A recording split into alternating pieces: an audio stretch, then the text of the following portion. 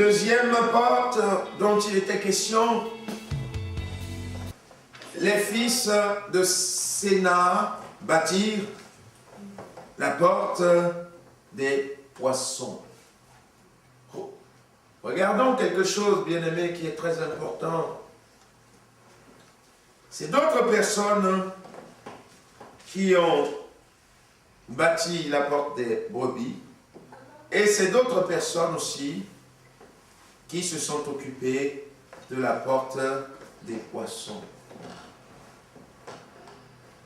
Tout seul, bien-aimé, on ne peut rien faire. C'est ensemble que nous pouvons faire le travail.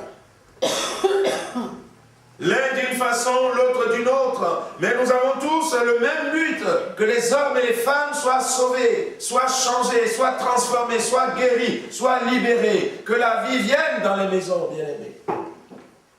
Et je vais attirer votre attention, voilà, que chacun puisse penser, puisse réfléchir, puisse prier. Qu'est-ce que je peux faire?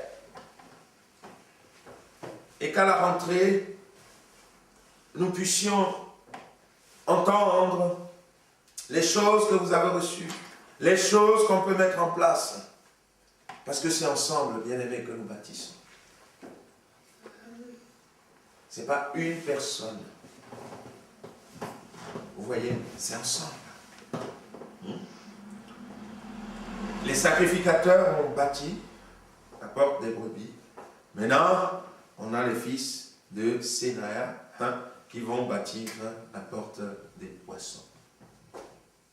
Amen. Et nous avons le Seigneur Jésus qui va faire des prodiges et des miracles en son temps. Je ne sais pas si vous vous rappelez de ce texte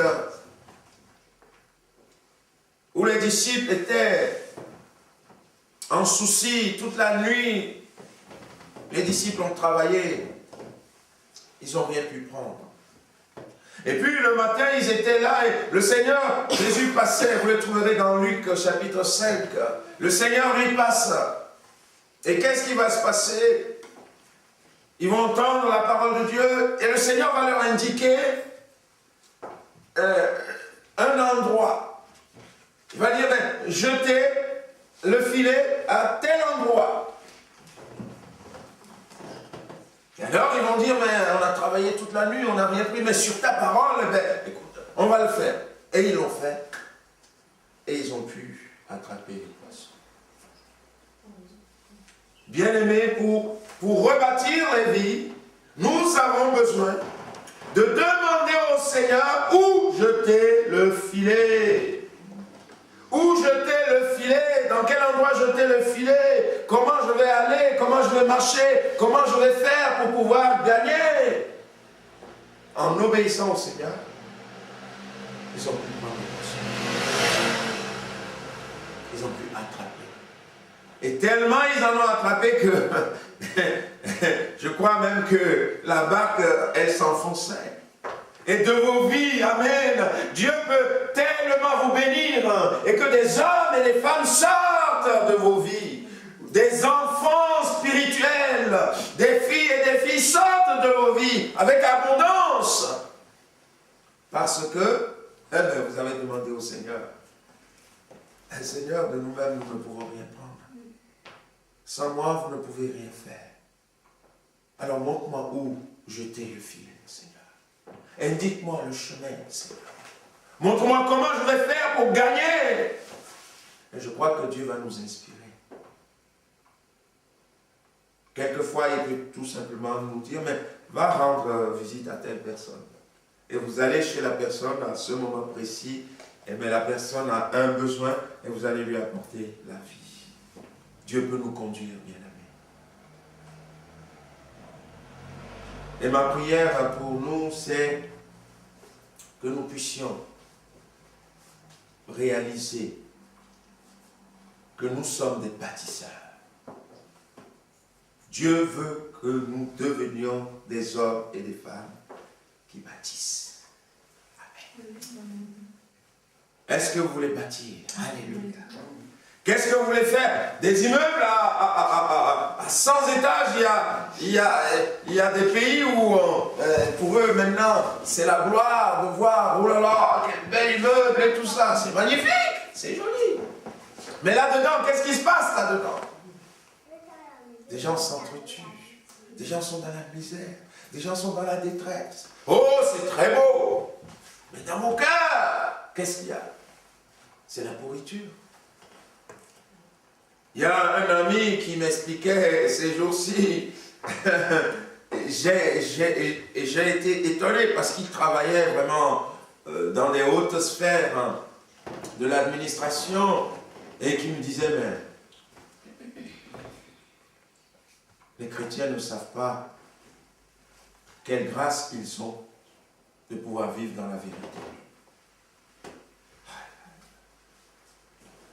Il a vu qu'en haut là-bas, l'hypocrisie avait sa place. On dirait que même c'est la façon dont ils ont même de fonctionner.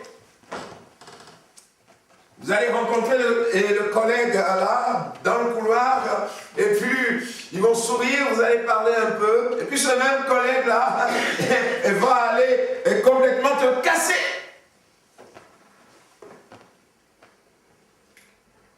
Je crois que Dieu lui a permis de voir ça pour l'aider lui aussi dans sa vie professionnelle pour plus tard.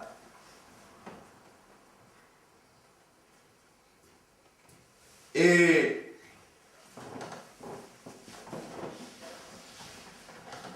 les problèmes n'ont pas cessé parce que quand les ennemis avaient vu que malgré tout ça, ils continuaient d'avancer, ils sont revenus à la charge. Ils sont revenus à la charge. Quand vous lisez le chapitre 3, vous allez voir qu'il y a beaucoup d'autres personnes qui ont travaillé. Au chapitre 4, au premier verset, nous voyons encore, lorsque Sanballat apprit que nous rebâtissons la muraille, il fut en colère et très irrité. Il se moqua des Juifs et dit devant ses frères et devant les soldats de Samarie, à quoi travaillent-ils ces Juifs impuissants? Les laissera-t-on faire? Sacrifieront-ils? Vont-ils achever? Redonneront-ils vie à des pierres ensevelies sous des monceaux de poussière et consumées par le feu? Tobia l'ammonite était à côté de lui et il dit qu'il bâtisse seulement. Si un renard s'élance, il renversera les murailles de pierre.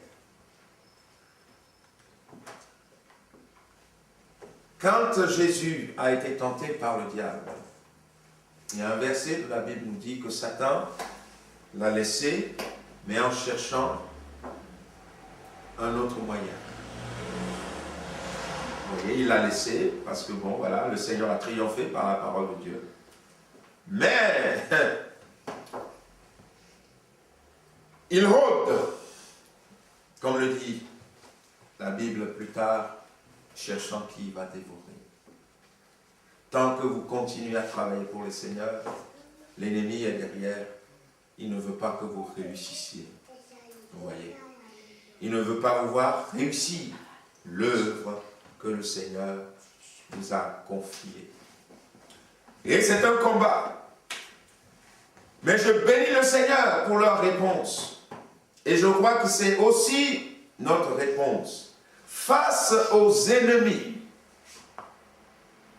Verset 4, Néhémie 4, 4, on va voir ces personnes se mettre dans la prière.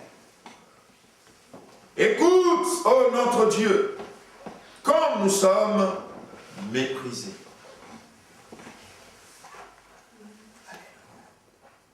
Alors ceux qui viennent nous agresser, ceux qui viennent nous attaquer, ceux qui ne veulent pas qu'on réussisse, nous n'avons pas à nous battre contre eux. Non, non, non, non. Nous travaillons pour le Seigneur. L'œuvre que nous faisons appartient à Dieu. Alors quand les gens viennent nous attaquer, on n'a rien à faire avec eux. On doit aller voir notre Dieu en disant, Seigneur Dieu, tu m'as confié cette œuvre. Voici les problèmes que j'ai. Voici les difficultés que j'ai. Je te demande toi-même d'agir, d'intervenir. Parce que je ne travaille pas pour moi. C'est pour toi que je travaille. C'est à toi de défendre ton œuvre. C'est à toi d'agir. C'est à toi d'intervenir. C'est à toi d'enlever tous les obstacles. Parce que moi, je veux travailler pour toi. Je suis ton enfant. Amen. La prière. La prière, nous avons besoin de la prière. D'être des hommes et des femmes de prière. Les difficultés vont se présenter, oui. Mais nous n'allons pas avoir peur. Nous allons aller vers notre Seigneur. Et nous allons demander au Seigneur d'enlever les difficultés. D'agir lui-même, parce que c'est son œuvre, ce n'est pas mon œuvre. Pourquoi je vais m'inquiéter d'une œuvre qui n'est pas mon œuvre? C'est son œuvre à lui. D'ailleurs, c'est pour ça que l'apôtre Paul va dire, ne vous inquiétez de rien, mais en toute chose, faites connaître vos besoins à Dieu par des prières, des supplications, avec des actions de grâce. Il faut qu'on réalise qu'on travaille réellement pour le roi des rois, le Seigneur des seigneurs, celui qui tient tout entre ses mains. Et qu'on ne prenne pas une charge inutile. C'est sa charge à lui. C'est lui notre Seigneur. Confions tous nos problèmes. Amen. C'est lui notre vainqueur. Alléluia. Et bien aimé, ce qui gêne le plus l'ennemi, ce n'est pas que vous apparteniez à une église. Non. Ce qui gêne l'ennemi, c'est que vous soyez des pierres vivantes. Des hommes et des femmes nés de nouveau. Et on le voit ici. Redonneront-ils vie à des pierres ensevelies? Ah non! Il ne faut pas qu'ils redonnent la vie. Non, non, non, non, non, non. Il faut que les gens soient dans la mort. Vous voyez? Et ça, l'ennemi n'aime pas. Que nous soyons nous-mêmes des pierres vivantes, capables de donner vie. Et ces pierres, nous avons beaucoup à dire là-dessus, puisque Jésus lui-même est comparé à la pierre choisie, qui est rejetée par les hommes. Nous le trouvons dans 1 Pierre, chapitre 2.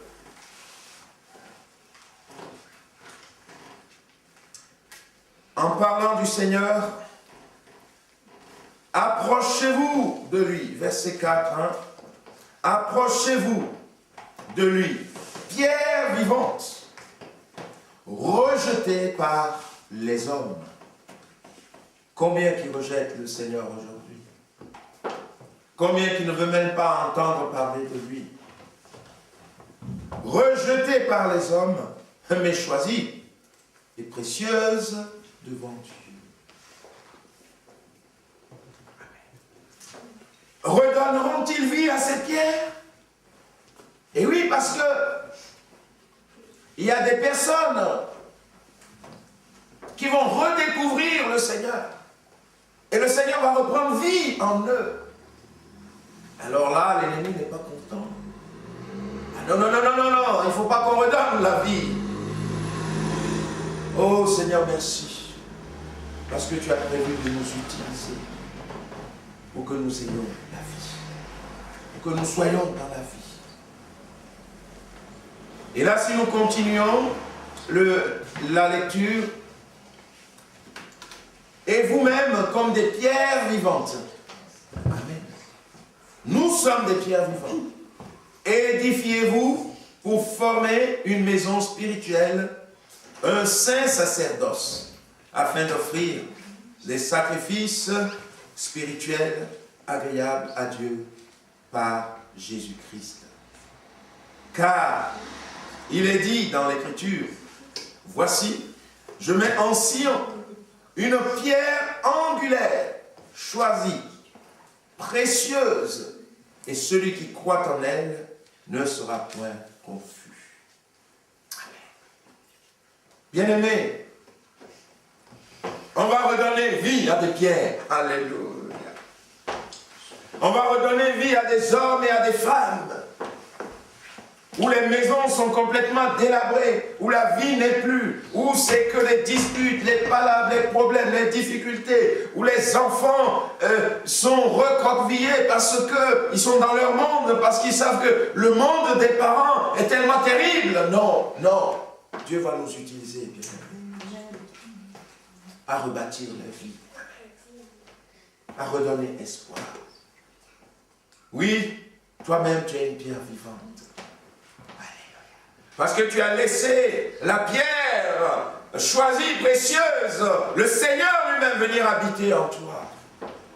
Et en lui, tu deviens une pierre vivante.